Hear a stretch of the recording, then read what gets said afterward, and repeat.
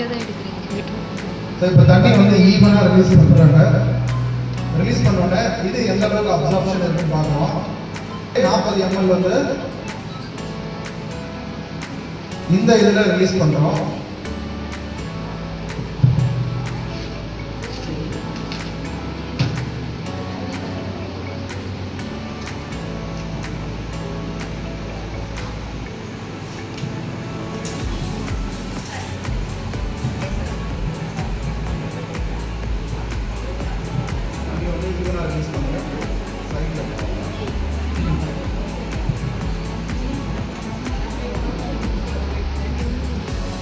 இப்போ 2 இதில் 40 ml தண்ணி.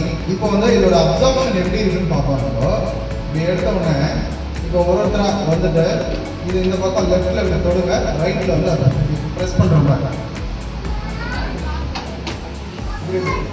இந்த கை அந்த கை லெஃப்ட் அண்ட் ரைட் அதேதான் நல்லா ப்ரெஸ் பண்ணுறோம். இப்போ அவங்க கையில் வந்து தண்ணி தேய்க்கும் நிறைய தெரியுங்களா? அப்படி தொட்டாலே என்னங்க இது அநியாயம்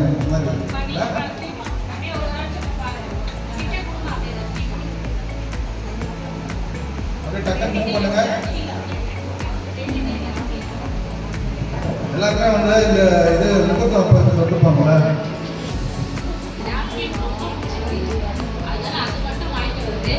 நானும் என் பொண்ணை யூஸ் பண்ணுவேன். ரொம்ப நல்லா இருக்கு. ஒரு நாளைக்கு நம்ம 1 யூஸ் பண்ணா போதும். அதோட நைட் வந்து மாற்றிக்கலாம். கொஞ்சம் காஸ்டாக இருந்தாலுமே இதில் 8 பீஸ் இருக்கும். அதில் வந்து அதே தான் இருக்கும். ஆனால் அதை நிறைய யூஸ் பண்ணுவோம். ஆமாம், அதை நிறைய யூஸ் பண்ணுவோம். இது ஒரு நாளைக்கு எனக்கு 2 போதும். செம்மையாக இருக்கு. இன்னும் அதில் நிறைய மிராக்கள் இருக்கு. இது மட்டும் நான் வாங்கிட்டேன். ஃப்ரெண்டு சொன்னாங்களே இருக்கிறதுனால நான் போய் வாங்கிட்டேன். அதனால நாங்கள் சார்கிட்ட கேட்டு இது எல்லா பெண்களுக்கும் ரொம்ப யூஸ் ஆகும் அப்படின்னு பர்மிஷன் கேட்டு இந்த சார் எங்களுக்கு வச்சு எல்லாம் யூஸ் பண்ணிங்க. ரொம்ப நல்லா இருக்கு. குழந்தைங்களுக்கு ரொம்ப முக்கியம்.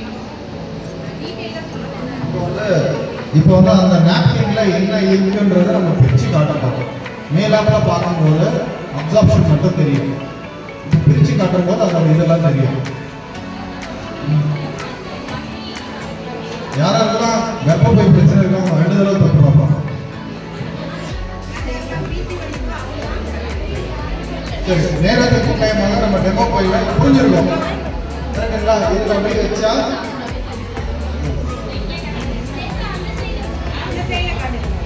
பார்த்துருக்கேன்.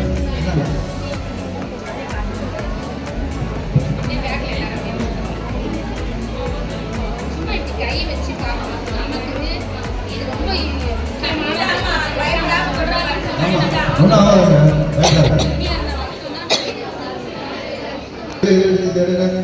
இதை எடுத்துட்டு இதுல எவ்வளவு அப்சார்ப்ஷன் இருக்குன்னு பார்த்துருங்க. சரியா டெமோ பார்க்காதவங்க இது தொட்டு பார்க்க முடியல அப்படின்னா இதுல பார்க்கலாம். இருப்பாங்க இது பிடிக்கிறாங்க. இதை பாருங்க, துணி துவைக்கிற மாதிரி எவ்வளவு தண்ணி வந்து வருவாங்க. ஸோ இதுல வந்து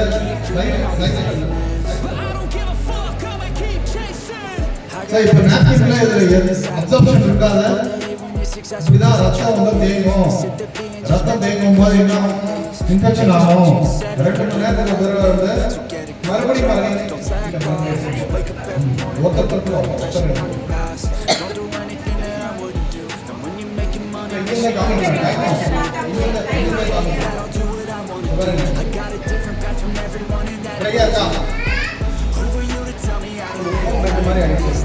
அப்போ வந்து இதுல என்ன இருக்கு, இதுல என்ன இருக்கு. அப்போ இது வந்து சுத்தமா தண்ணி அப்சர்வ் ஆகும். பிளட் வந்து தேங்கும். இதுல 3 லேயர் இருக்கு. அவுட்டர் லேயர்ல வந்து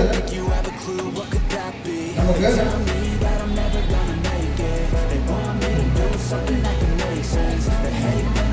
இந்த ஃபர்ஸ்ட் அண்ட் தேர்ட் லேயர்.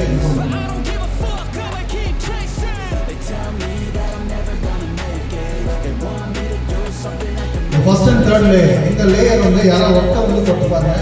இந்த ஃபீல் எப்படி இருக்கு. யாராவது ஒருத்தர் வாங்க இது தொட்டு பாருங்க. இந்த ஃபீல் எப்படி இருக்கு. என்ன மெட்டீரியல் இது?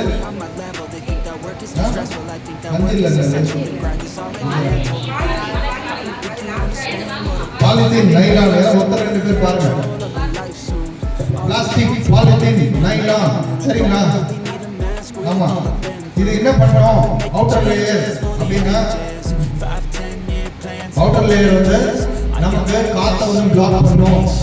உள்ள வந்து யூட்ரஸ் கர்ப்பப்பை அப்படின்றது சுவாசிக்கின்ற ஒரு உறுப்பு. அந்த உறுப்புக்கு காற்று போறது என்ன ஆகும்? காற்றை பிளாக் பண்ணி உடம்பு ஹீட் ஆகிடும். ஏற்கனவே யூட்ரஸ் ஹீட்டோட ஹீட்டு சேர்த்தா என்ன ஆகும்? உடம்பு ஒரு கூலண்டை உருவாக்கும். அந்த கூலண்டுக்கு பேர் தான் நீர் கட்டி ஃபைப்ராய்ட்ஸ். புரியுதுங்களா?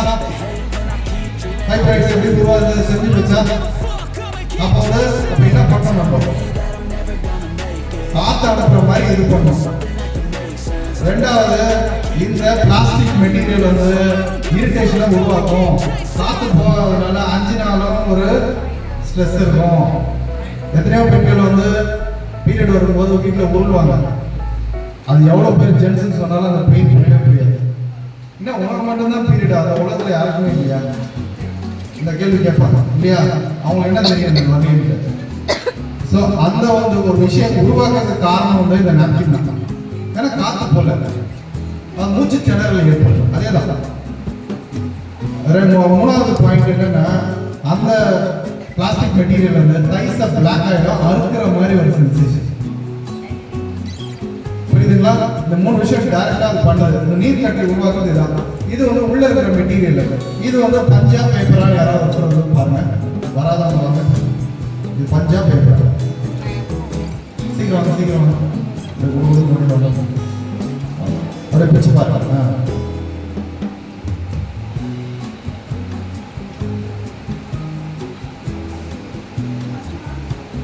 இது வந்து பஞ்சு மாதிரி இருக்குன்றாங்க. ஆனா இது வந்து பேப்பர். சில பேர் டிஷ்யூ பேப்பர் அழகா வைட்டா நல்லா இருக்கு. ஸோ இது வந்து இது வந்து டிஷ்யூ பேப்பர் மாதிரி இருக்குன்னு சொல்லுவாங்க. ஆனா இது வந்து என்னன்னா பழைய அட்டைப்பெட்டியிலிருந்து இண்டஸ்ட்ரியல் வேஸ்ட்ல தயாரிப்பாங்க. நம்ம என்ன தரமான பொருளை வைப்பாங்க.